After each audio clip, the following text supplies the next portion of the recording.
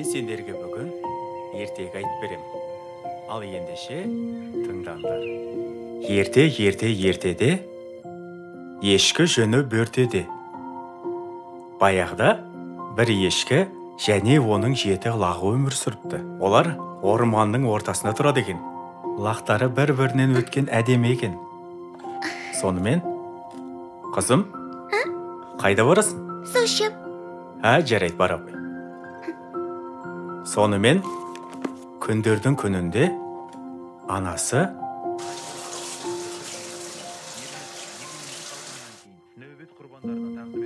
Анашым, су берші. Қызым, әкең айтшы, менің қолым таза емес. Анашым, су берші. Руслан, Ау, Арайкаға су құйып бере салшы, қолым тимей жатыр. содан лақтар үйде жалғыз қалғанда Анашым, су берші. Қазір. Ұста, сөйтті бөлмеңе бар. лақтары терезеден қараса, Руслан, қар. келіп құйып бересің, қолың түсіп қала ма? Сен осы Сонымен, хадистесің ба? жарайды балам, қалған кейін жалғастырамыз. Бөлмеге бара ғой. Жарайды.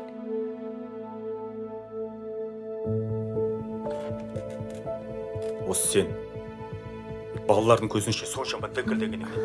Енді сен көріп тұрсың ғой мен қолым тимей жатқанын. Келіп құйып бере салсаң болмай ма? Алдында сарылдап тұрған суды құйып беру қиын ба? Қолым сабын болатын менің. Қолын жуда құйып бер. Сен ше? Отырсың ғой бекерге. Мен бекер отырғаным жоқ. Соңғы кездері осындай мінезімді жиі байқап жүрмін. Келін. Қойшы. Ау, келін. Ау, апа.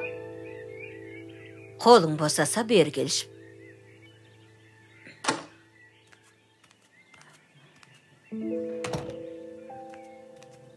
Апа, шай дайындайын ба? Жоқ, отыр. Жарайды. Мына ірімшіктен әртүрлі құрт жасауға болады. Міне, бұлай қып жасасам, дөңгелек құрт болады. Ал бұлай қылып жасасам, сопақ құрт болады. Ал егер қаласам,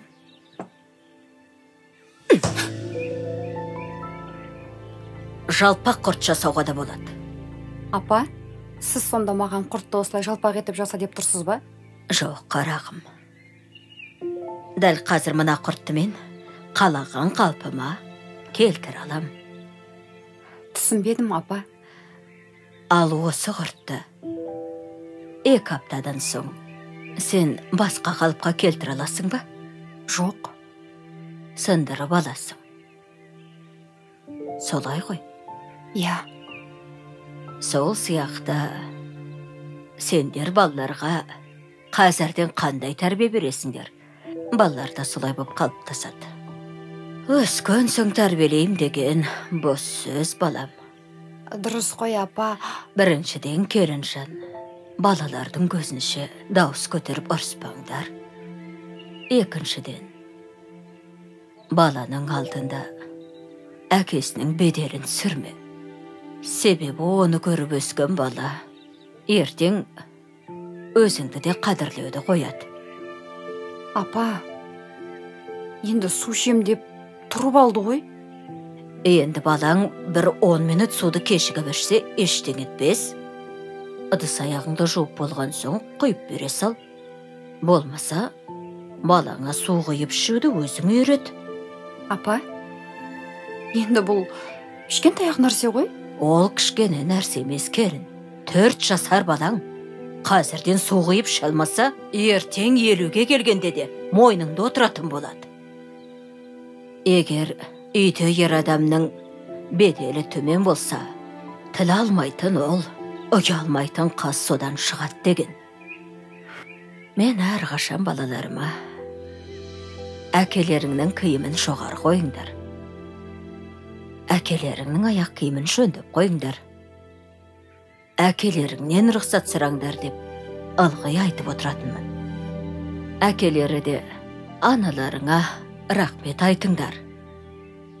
Аналарың ренжіп қалмасын. Аналарымен ақылдасыңдар деген сөзді жиі айтып отыратын. Сөйтіп біз бір-біріміздің абыройымызды өзіміз көтеріп отыратынбыз. Дұрыс айтасыз, апа. Балаға жай ғана сөз емес. Іс-әрекетіңмен де үлгі болу керек. Балам ханзада болсын десең, әкесің қандай күт балам.